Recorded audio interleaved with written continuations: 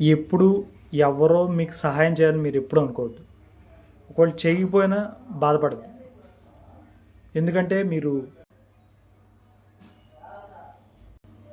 అంటే నా ఉద్దేశం సీతాకోకచిలుక ఎలాగైతే రావడానికి తన షెల్లోంచి బయటికి రావడానికి విపరీతంగా ఆ షెల్ని పగలగొడుతుందో అప్పుడు అది క్యాటర్పిల్లర్ నుంచి ఒక సీతాకోకచిలుకగా మారుతుంది. అప్పుడు ఏమవుతుంది, అది దాని రెక్కలకు బలం వస్తుంది అనమాట. వీటిని బాధంగా దానికి బలం వస్తుంది.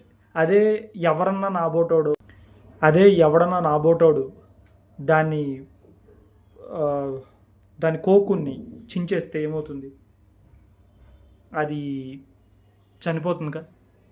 సో అలాగే మనం కూడా ఏంటంటే ఎవరో హెల్ప్ చేస్తూ ఉన్నారనుకోండి, మనం బద్ధకస్తులం అవుతాం. దానివల్ల ఏమవుతుంది, మనం మనం అనుకుంది సాధించలేం. ఎప్పుడూ కష్టపడటమే మంచిది. అంటే బాగా ఎవరో హెల్ప్ చేయకపోకుండా మనం ఓన్గా మనం ట్రై చేయడమే మంచిది. అప్పుడు జీవితంలో చాలా సక్సెస్ అవుతాం.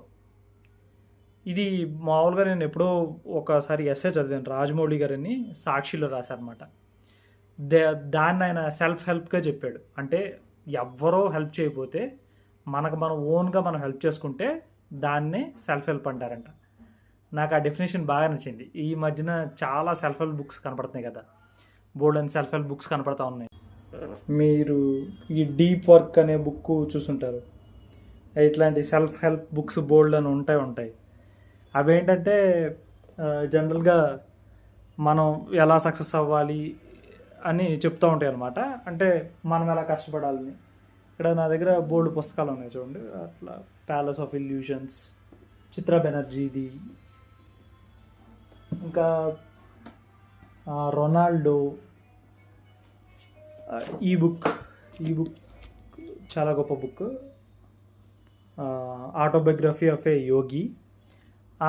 అసలు స్వామీజీల గొప్పతనం అంతా చెప్తూ ఉంటే భలే ఉంటుంది. అసలు మీరు ఎప్పుడైనా కుదిరితే ఆటోబయోగ్రఫీ ఆఫ్ ఏ యోగి ఖచ్చితంగా చదవండి. బుక్ చాలా బాగుంటుంది. అంతే. అండ్ ఈ బుక్ కూడా తెలిసే ఉంటుంది, చెగువేరా బుక్. ఎంతో తన దేశం కాకపోయినా వేరే దేశమైన క్యూబాకి చాలా పోరాడాడు. మళ్ళీ పోరాడిన క్యూబాని కూడా వదిలేసేసి ఆఫ్రికన్ కంట్రీలో అతి ఘోరంగా చనిపోయాడు. చాలా గొప్ప వ్యక్తి చెగువేరా. ఇట్లాంటి పుస్తకాలు కూడా మీరు చదవాలి.